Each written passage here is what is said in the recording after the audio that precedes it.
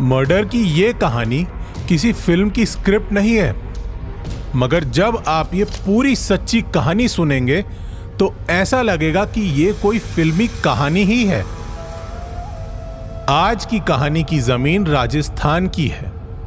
राजस्थान के अलवर में एक शख्स रहता था जिसका नाम नितेश जैन था। 1 फरवरी 2022 से कुछ दिन पहले नितेश जैन ने अपने एक दोस्त से कहा था, माइक्रो स्कर्ट और क्रॉप टॉप या स्पेगेटी ब्लाउज पर साड़ी पहने जब वो बाहर निकलती है तो सबकी निगाहें दूर तक उसी का पीछा करती हैं। अब तुम ही बताओ, ऐसी खूबसूरत औरत से कोई कैसे प्यार ना करे। नितेश जैन को नहीं पता था कि ये बात कहने के बाद वो अचानक अलवर से गायब हो जाएगा, और ऐसा गायब होगा कि दोबारा जिसने भी नितेश जैन को देखा था उसे बॉलीवुड की दृश्यम फिल्म याद आ गई थी।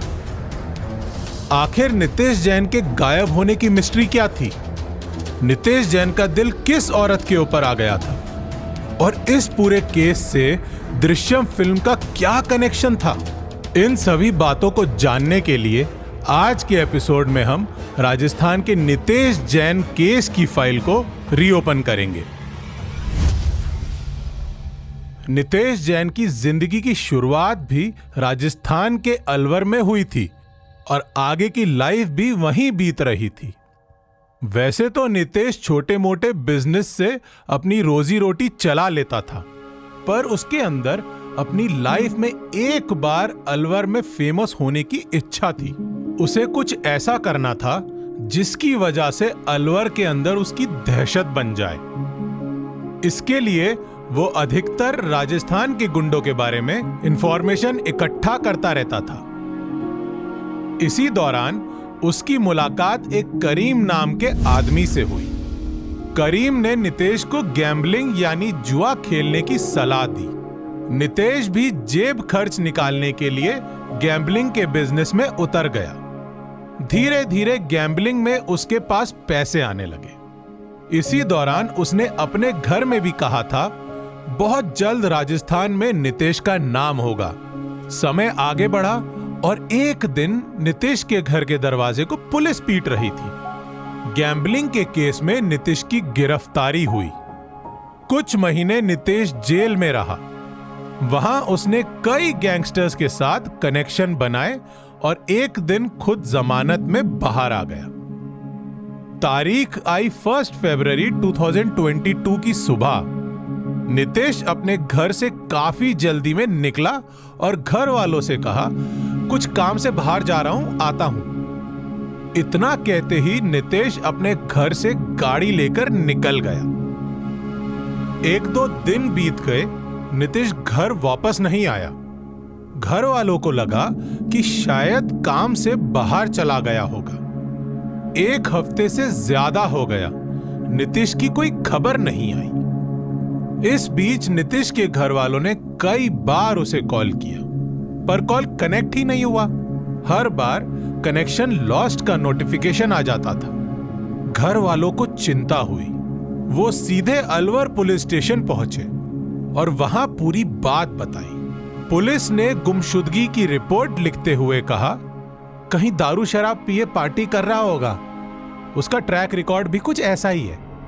आप लोग घर जाओ, वो आ जाएगा। एक दिन के बाद नितेश जैन के भाई ने अलवर पुलिस स्टेशन पर कॉल किया और कहा, मेरे भाई नितेश के पीछे अजमेर का हिस्ट्री शीटर डॉन पड़ा हुआ था। उसकी तलाश करिए, उसकी जान को खतरा है। पुलिस ने इस बात को सीरियसली लिया और अजमेर की तरफ रुख किया। पुलिस की कई गाड़ियां अजमेर पहुंची। वहां जाकर अलवर पुलिस को पता चला कि नितेश जैन के पीछे अजमेर का बड़ा डॉन हरी लंगड़ा पड़ा हुआ था।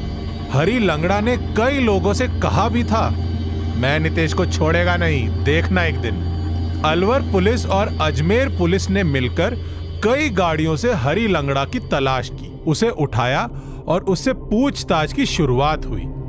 कई दिनों की पूछताछ के बाद भी पुलिस को कोई कामयाबी नहीं मिली। कुछ दिन बाद पुलिस के बड़े अधिकारी ने नितेश जैन केस के इन्वेस्टिगेटिव ऑफिसर को कॉल किया और कहा, मुझे सोर्स से पता चला है नितेश और हरी लंगड़ा के मामले में एक औरत का एंगल भी है। नितेश और हरी के बीच की कहानी का पता लगाओ। इतना क्लू पुलिस टीम के लिए काफी था। उसने हरी लंगड़ा और नितेश जैन की पूरी कुंडली निकाल ली। हरी लंगड़ा को फिर से उठाया गया, उसकी कायदे से खातिरदारी हुई, फिर उसने अपने जुर्म को कबूल किया। उसके बाद जो कहानी निकलकर सामने आई वो ये थी। ये उस दौर की बात थी जब नितेश जैन को पुलिस ने घर से उठाया था और जेल में बंद कर दिया था। उसी दौरान उसी जेल में हरी लंगड़ा भी किसी जुर्म की सजा काट रहा था। नितेश को जब पता चला कि हरी लंगड़ा अजमेर का बड़ा डॉन है तो वो उसके पास पहुंचा और कहा, हरी भाई, आपके बारे में बहुत कुछ सुना है, मुझे भी आपके जैसे ही बड़ा नाम कमाना है, मुझे अपनी टीम का हिस्सा बना लो ना। देखते ही देखते नितेश जैन और हरी डॉन के बीच जेल के अंदर ही अच्छी खासी दोस्ती हो गई। दोनों ने एक दूसरे से काफी बातें शेयर की। कुछ महीने बीत गए और हरी और नितेश जेल से जमानत लेकर बाहर आ गए। जेल से बाहर आने के बाद भी दोनों एक दूसरे से मिलते रहे। एक दिन हरी लंगड़ा ने नितेश को अपने घर आने का न्योता दिया। नितेश जैन बहुत सारे गिफ्ट लेकर हरी लंगड़ा के घर पहुंचा। घर की बेल बजाई, दरवाजा हरी लंगड़ा की बीवी ने खोला। पहली ही नजर में नितेश जैन उसकी बीवी को देखता रह गया। उसी रात हरी लंगड़ा के यहां डिनर के दौरान ही नितेश जैन ने उसकी बीवी से भी बहुत बातें की। हरी लंगड़ा ड्रिंक ज्यादा करने की वजह से सोने चला गया। नितेश ने उस वक्त का फायदा उठाया और हरी लंगड़ा की बीवी से उसका मोबाइल नंबर भी मांग लिया।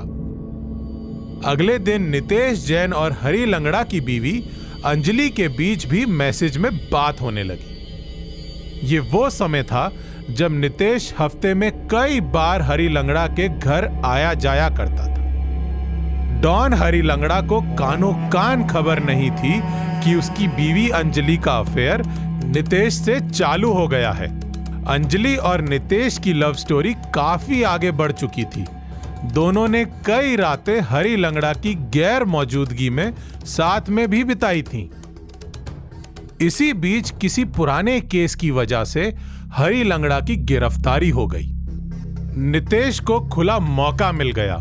वो और अंजलि खुलेआम मिलने लगे। एक रात हरी लंगड़ा की गाड़ी शहर से दूर सड़क के किनारे खड़ी थी। उस गाड़ी को हरी लंगड़ा के ही असिस्टेंट ने देख लिया। जब वो गाड़ी के पास पहुंचा तो अंदर अंजलि और नितेश इंटीमेट पोजीशन में थे। अगले दिन जेल में बैठे हरी लंगड़ा के पास वही आदमी पहुंचा और उसने कह दिया, डॉन साहब, आपके पीठ पीछे आपका ही दोस्त नितेश अंजलि भाभी के साथ सोता है, दोनों का अफेयर चल रहा है। ये बात सुनते हुए हरी लंगड़ा की आंखों में गुस्सा उतर चुका था। उसने बस इतना कहा, मेरी जमानत का इंतजाम करवाओ। कुछ दिन बाद हरी लंगड़ा जमानत पर बाहर आ गया। उसने ना ही अपनी पत्नी को कुछ कहा और ना ही नितेश जैन को। वो बस दोनों की हरकतों को ऑब्जर्व करता रहा। कुछ दिन बीते। हरी लंगड़ा ने मनोज यादव नामक सुपारी किलर को बुलाया और कहा, मुझे नितेश जैन की सुपारी देनी है, पूरे 20 लाख रुपए दूंगा, जल्दी इसे खत्म कर दो। मनोज यादव ने 3 लोगों को हायर किया और उन्हें नितेश जैन की मौत की जिम्मेदारी दी। सभी 3 क्रिमिनल्स नितेश के नाम की सुपारी लेकर सही समय का इंतजार करने लगे। तभी उन्हें पता चला कि नितेश को अपनी सिक्योरिटी के लिए अच्छी गन की जरूरत है। तीनों क्रिमिनल्स में से एक की दोस्ती पहले से नितेश से थी। उसने नितेश को कॉल किया और कहा, हरी की बीवी को तुमने सेट कर लिया है, उसकी खबर सबको है। सिक्योरिटी के लिए अच्छी गन चाहिए। चलो फिरोजाबाद, दिलवाता हूं। नितेश ने भी अच्छी गन के लिए फिरोजाबाद चलने के लिए हामी भर दी। तारीख आई 1 फरवरी 2022। अलवर से एक गाड़ी में नितेश जैन 3 और लोगों के साथ फिरोजाबाद के लिए निकल गया। उसे नहीं मालूम था कि जिसके साथ वो सफर कर रहा है उन्हीं लोगों ने उसकी सुपारी ले रखी है। नितेश की गाड़ी फिरोजाबाद पहुंचती है। इसी शहर में तीनों सुपारी किलर्स में से एक का घर था। गाड़ी पहले उसके घर में रुकी। चाय नाश्ता के लिए नितेश जैन अंदर गया और अंदर जाते ही तीनों ने उसके ऊपर हमला कर दिया। लोहे की रॉड से उसे इतना मारा कि वो अधमरा हो गया। बाद में एक तार से उसके गले को तब तक दबाया जब तक उसकी मौत नहीं हो गई। नितेश जैन के मर्डर की स्क्रिप्ट को हरी लंगड़ा, मनोज यादव और इन सुपारी किलर्स ने दृश्यम फिल्म को देखते हुए लिखा था। प्लानिंग पहले से थी, इसीलिए जहां नितेश जैन का मर्डर हुआ था वहां कंस्ट्रक्शन का काम भी चल रहा था। इन्होंने वहीं एक बड़ा सा गड्ढा खोदा और नितेश जैन की बॉडी को दफन कर दिया। अगले दिन उसी के ऊपर टाइल्स लगवा दी। हरी लंगड़ा के कबूलनामे के बाद पुलिस ने मनोज यादव की भी गिरफ्तारी कर ली। तुरंत पुलिस की एक टीम फिरोजाबाद के लिए निकली और उसी घर में पहुंची।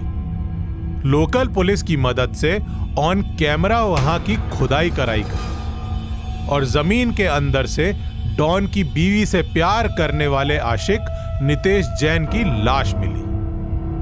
कुछ दिनों की इन्वेस्टिगेशन के बाद पुलिस के हाथ वो तीनों सुपारी किलर्स भी लग गए। ये सभी गुनहगार अभी जुडिशियल कस्टडी में हैं। कोर्ट का फैसला आना बाकी है। अंजलि ने भी ऑफ कैमरा कहा था, हाँ, नितेश जैन मुझसे सच्चा प्यार करता था।